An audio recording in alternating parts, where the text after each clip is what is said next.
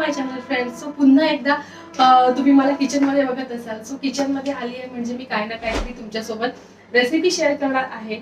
So आज एकदम साधं जेवण म्हणजेच दुपारच्या वेळेचं जेवण आहे ते मी बनवायला घेते आहे. सो त्यासोबतच मी व्हिडिओ सुद्धा बनवणार आहे, कारण आज मी बनवणार आहे एकदम साधं सोपं. रोजच्या रोज मसालेदार जेवण जेवून कंटाळा आलेला असतो.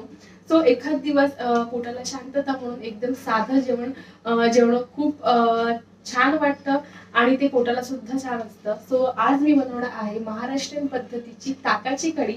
तर तुम्ही म्हणत असाल की ताकाची कढी तर प्रत्येक घरामध्ये होते. आय नो, सगळ्यांच्याच घरात बनवली जाते ताकाची कढी, पण प्रत्येकाची काही ना काहीतरी एक वेगळी पद्धत असते. काही ना काहीतरी एखादा वेगळा इन्ग्रेडियंट्स असतो जो आपण त्याच्यामध्ये ऍड करतो. सो तेच मी आज तुम्हाला ही रेसिपी दाखवणार आहे. सो सगळ्यात पहिल्यांदा हे आलं लसूण जे आहे ते मिक्सरला मी लावत नाही आहे. हे बघा, आलं लसूण आहे ते मी असं कुटून घेते आहे. सो हिरव्या मिरचीवर ही मी कढी बनवते आहे आणि बनवता बनवता मी तुम्हाला सांगत राहीलच की याच्यामध्ये मी काय काय ऍड केलं आहे. आणि ताक हे आहे ते आपल्या शरीरासाठी, डायजेशनसाठी खूप चांगलं आहे. तर आता मी काय करते, आलं लसूण तर झालेलं आहे. आता हे जे ताक आहे ते मी घरी लावलेलं आहे. सो हे जे दही आहे ते मी घरी लावलेलं आहे. सो ह्या दह्याचं आता मी ताक बनवणार आहे. तर ताकाच्या कढीसाठी मी याच्यामध्ये ऍड करणार आहे 2 चमचे बेसन. म्हणजे ताकाची कढी आहे ती थोडीशी थिक, थोडीशी त्याला क्रीमी टेक्स्चर मिळण्यासाठी मी 2 चमचे याच्यामध्ये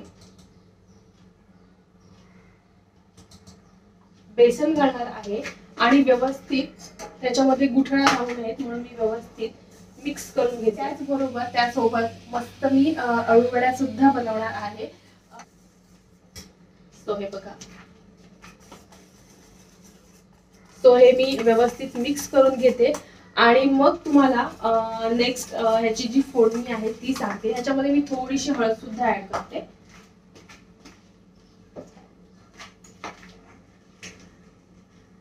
सो हे बघा, थोडीशी मी हळद सुद्धा याच्यामध्ये ऍड केली आहे. सो मुद्रा सुद्धा मदतीला आलेली आहे आणि तिला सुद्धा आता हे जे ताक आहे ते पेटायचं आहे.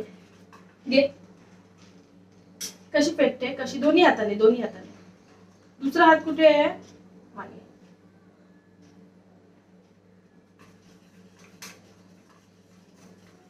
तुला आवडतं?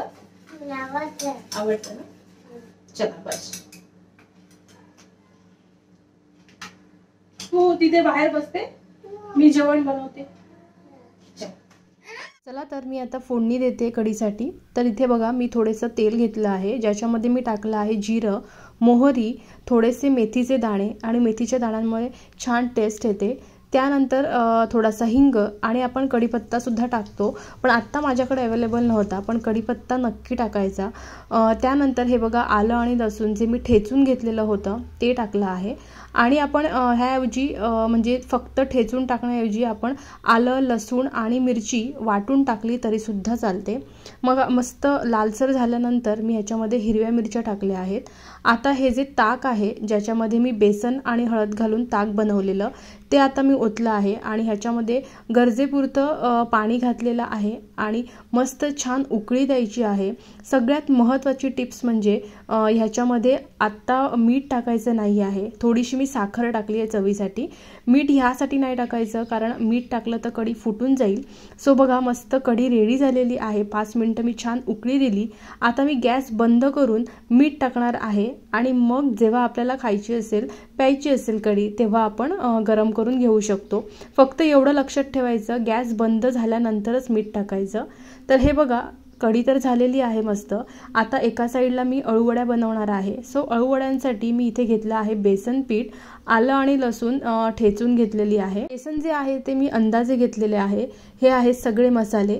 तर ह्याच्यामध्ये मी घातला आहे धना जिरा पावडर, हळद, लाल मिरची पावडर, त्यानंतर तीळ, गूळ, आपला गरम मसाला, असे सगळे मसाले मिक्स करून आणि चवीपुरतं मीठ, हे सगळे मसाले बेसनमध्ये छान मिक्स केले.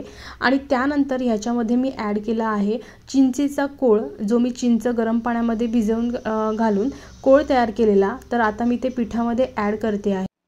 सो हे बघा अळूची पानं आहेत ती स्वच्छ मी धुवून घेतलेली आहे.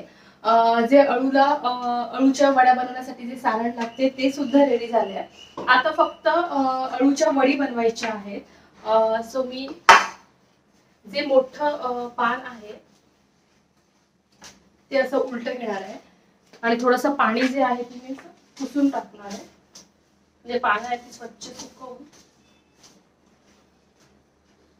आणि हे जे देठ असतात ते काढून टाकायचे. लाटणीने हे देठ आहेत त्याचे लाटून टाकायचे, म्हणजे पानं जी आहेत ती फोल्ड करताना पानं फाटत नाही.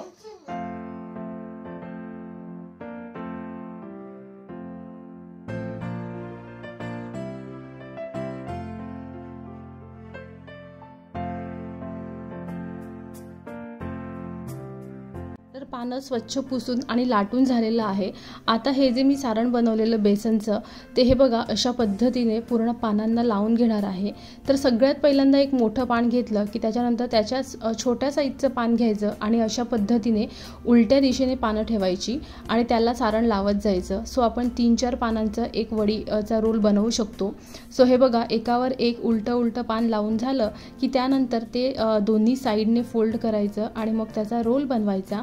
आणि साईडला मी पाणीसुद्धा गरम करत ठेवलं आहे ह्या वडी आहेत त्या वाफवून घेण्यासाठी. सो 10-15 मिनटामध्ये ह्या वडी आहेत त्या वाफवून रेडी होतात. सो लगेच न कापता थोडंसं थंड करायचं आणि मग वडी ज्या आहेत ते आपल्याला मस्त फ्राय करून खाता येतात. तर हे बघा दोन्ही वडी रेडी झालेले आहेत.